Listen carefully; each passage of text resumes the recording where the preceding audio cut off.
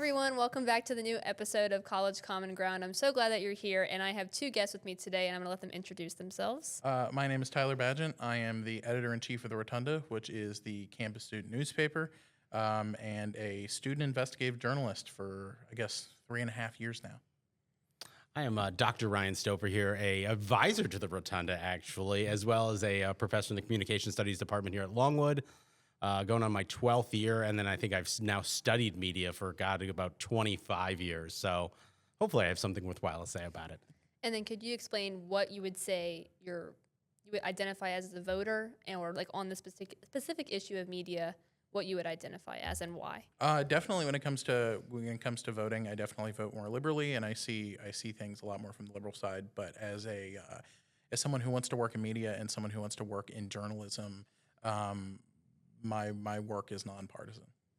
I'd say, personally, I probably tend to vote a little more on the liberal side as well here, too. Today, I want to discuss the conservative point of view with the media, though, which is something I find myself gravitating towards in different areas of life. I think the binary is a little bit troubling, and, of course, more of a sliding scale, and the media world is constantly changing here, so I find myself vacillating back and forth how I feel about some different issues. But I'll definitely try to discuss the conservative point of view here today, but definitely for you viewers out there, if you feel I'm not representing that well, I'd love to hear comments and feedback and continue the discussion.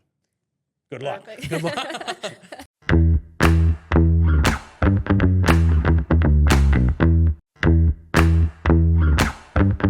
The first opening question is, if you had to tune into one news source for a month for some particular reason, what would you choose as like your one spot to go to? Definitely the Associated Press. I'm a big advocate of the Associated Press. They they wrote the book on being nonpartisan, so that'd be mine. From the conservative point of view, this is, I think, a troubling thing about the media landscape here. I would probably say Fox News is my main source.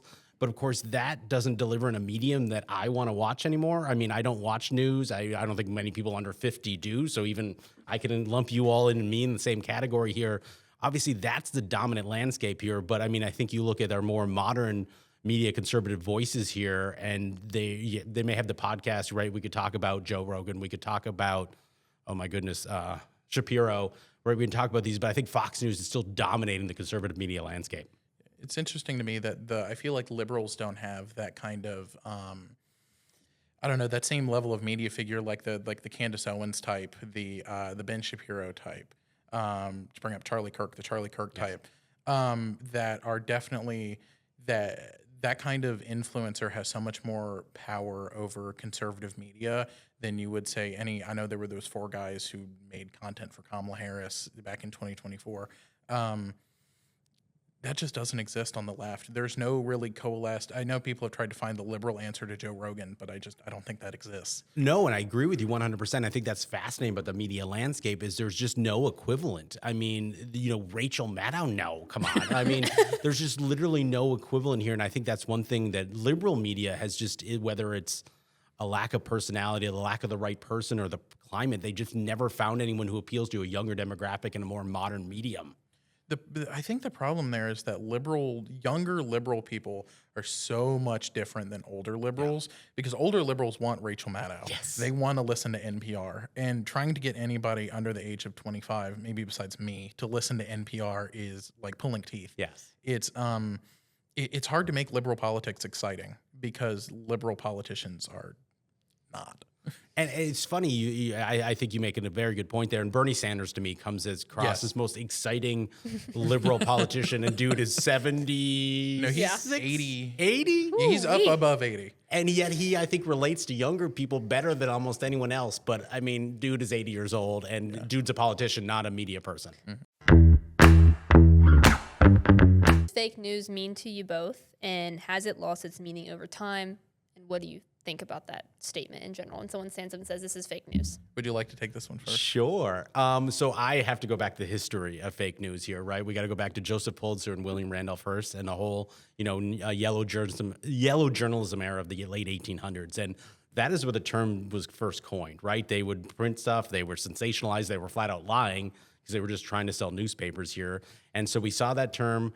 Then for a good, 120 years, we did not see that term show up anywhere until 2016 when President Trump brought it out and would use it to critique any news that he deemed unfavoring of him and would fake news. Then I think it's interesting as you look worldwide, we notice Viktor Orban, we notice Jair Bolsonaro, I pronounced his name wrong, Bolsonaro out of Brazil. We notice all these other people in the world started using this term here. So I think it's actually lost a little bit of popularity here. I don't think we hear it as much, especially during the recent re-election for President Trump. But to me, I think the most popular, most of us in modern times still think of 2016 President Trump. Yeah, the term fake news almost exclusively people think of it as Trump now. I think over time, a lot of the reason that's come back is not only because of Trump, but also because I think there's a lot more money in journalism than there used to be, and so people look at the landscape and they see all of the conflicts of interest, and they're not able to understand why do I think that these mainstream outlets are telling me the truth. And I think generally, and I know this is just something that might come up later in discussion, but that journalists do tend to be more of the better tellers of truth than your average person who's not necessarily trained in journalistic practices. But I think the money and then the involvement and some of the partisanship has definitely worn away at the credibility of the media generally, and so that's what's brought that back. And I think it's really unfortunate that it's hard to distinguish criticisms of the media that are legitimate criticisms of the media versus sounding like criticisms of the media sound so much just like you're parroting Trump talking points that it's difficult to draw that comparison, because the second that you start to make those critiques is the second people start accusing you of maybe trying to side with Trump, which I think is unfortunate, because I think it kind of it breaks down at everybody's credibility. In terms of fake news, I think it's lost a lot of its meaning because people don't know what it means anymore. Fake news doesn't necessarily mean what it used to. It's used to attack coverage that people just don't like, coverage that's negative of political figures that you don't like. That's where it started with Trump. It originally started because it was negative coverage of Donald Trump. Fake news just doesn't mean anything anymore, and I think it's really unfortunate. I think we need to come up with a better term at some point, and it's just we're all too divided to really understand what the problem with the media is. And I think there's so many problems with the media that I think even figuring out one or two primary problems is a challenge here. And you mentioned money. To me, that's a huge one.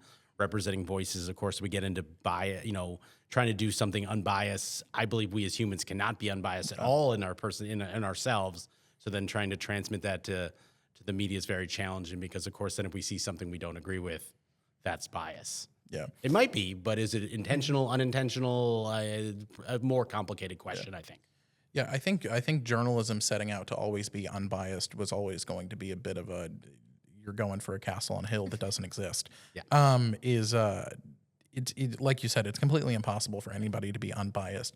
But again, I don't think your average media consumer is necessarily looking through the academia and the sorting through the media scholars' studies of what's biased and what's not. Like, no, if you see something, you're going to call it out, and you're not going to look at the nuances in it. And I think that's completely fair, because I don't think when people are going necessarily to look for news coverage, they're necessarily looking for nuance all the time. I think they're more times than not, people are looking for what is going to agree with their point of view.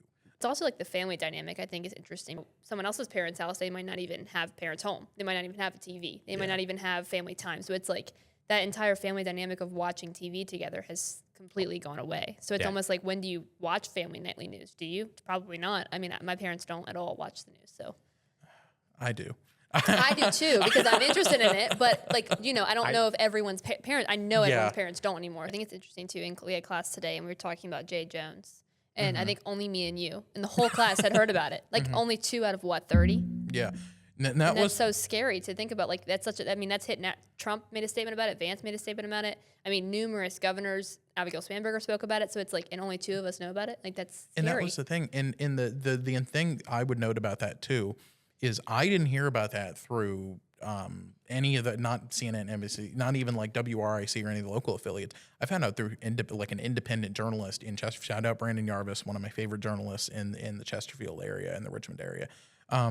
I found out through him. I found out through the local journalists who are covering this stuff, who aren't necessarily affiliated with any outlet. And I think that's where the best coverage you're going to find is. And I mean, I think it is kind of a sad reflection of where the news environment is, that only 2 out of 30 people. I mean, you interned in the governor's office. I'm the news geek out of everybody. That it's only the super involved people who know about a lot of the stuff that's happening. Do you think misinformation is more of a problem on social media or in mainstream outlets? We kind of touched on it, but just quickly. In terms of just misinformation, in terms of falsehoods, I think it's more of a problem on social media. I agree with you too. I mean, even that question I think is difficult to answer, because do we mean misinformation by like accidental omissions or errors, things like that, or do we mean intentional falsehoods? Because sometimes I think they get lumped under. I think it's a problem for both, obviously. And I mean, you could see why from the conservative point of view, the trust in mainstream media, I don't quite know what that is either, but the trust in mainstream media is at all-time low. Let's just talk about X, I guess. What is your opinion? We briefly touched on this in the last episode, but what is your opinion on X and Trump with Twitter and the entire idea of the president and his relationship with X and how that plays into media? Does that even show bias? What's your opinion on that?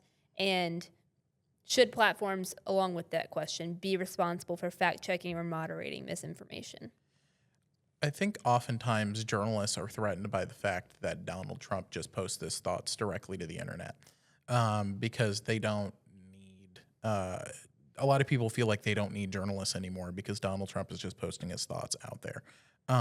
There's no filter through because you would have a president like Obama or Bush say something, it would get filtered by the media, and then people would be able to read whatever the press wanted you to see.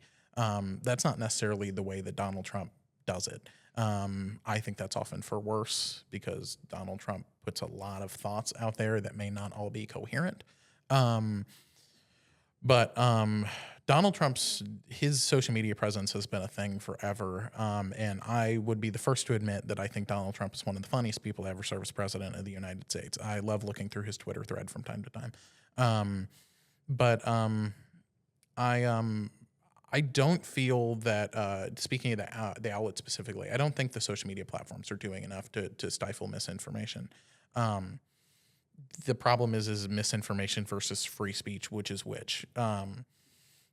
Is it illegal? Is it wrong? I think it's up to the individual platforms to make that decision because, again, it's their policies. I don't want to say does the law apply on these platforms, but in a lot of ways, the platforms, and in terms of misinformation, the platforms make the policies less than the government does because the government, Congress, isn't making any rules based on misinformation anytime soon. Because, again, who can agree what misinformation is? To that point, I love Twitter's X's unfiltered point of view. If you want to, and I agree with you, right? President Trump is hilarious when you look at some of the stuff here, and getting his unfiltered, unvarnished thoughts is kind of refreshing and something we've never experienced before. And so you look at maybe one of the positive sides of our modern communication.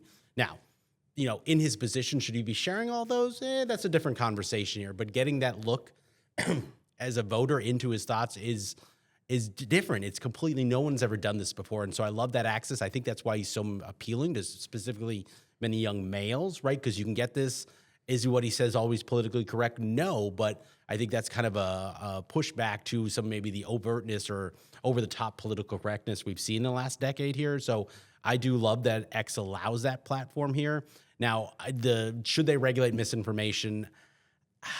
That is such a slippery slope. I don't think you can. Now, they are a private company. I always like to point out, right? So they don't have to worry about the First Amendment, but that's their business choice. That's the choice they made.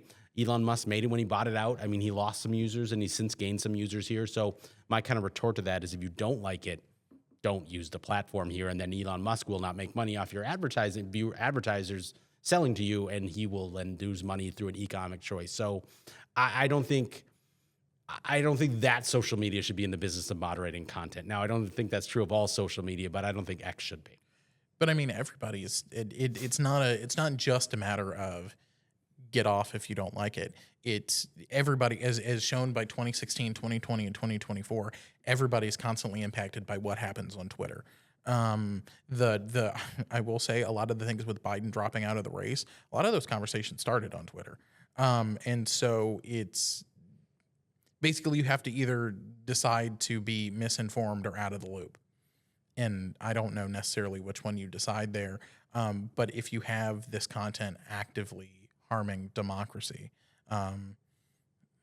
I feel like it's difficult to not regulate it in some kind of way. Unfortunately, I don't know necessarily what that would look like. I think that's something that needs to be, it's something that needs to be continuously looked at. But I think it would be futile to try and get Congress to act in any way, or social media platforms themselves.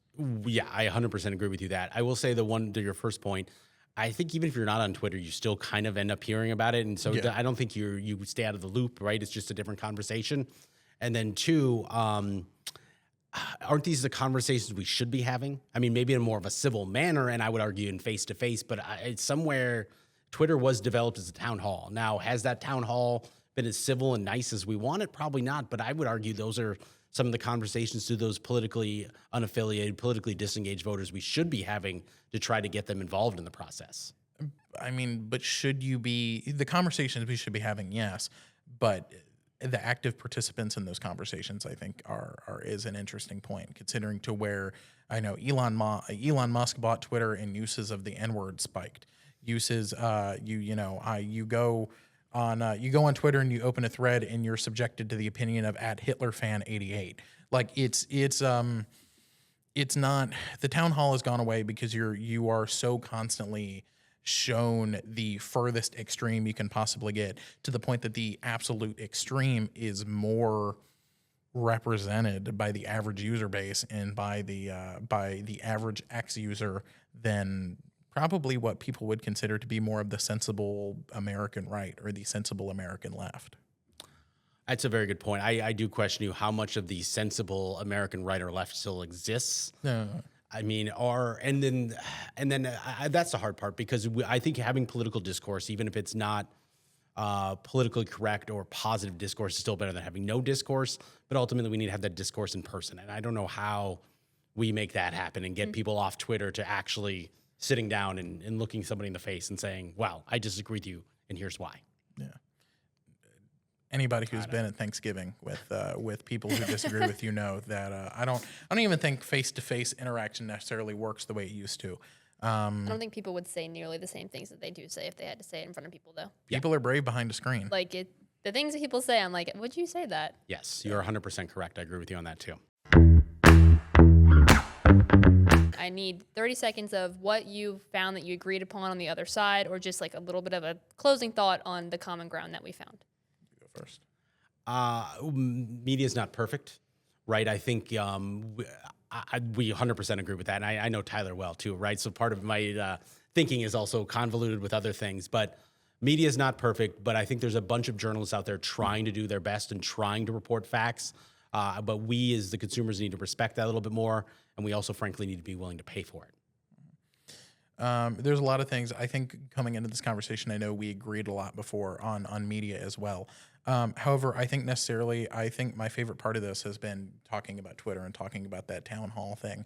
And I think you're right that in order for us to be less divided, we need to have conversations like this face to face, and we need to make sure that we are constantly engaging with one another in a way that's good faith. To close out, thank you guys for watching. See you next Wednesday.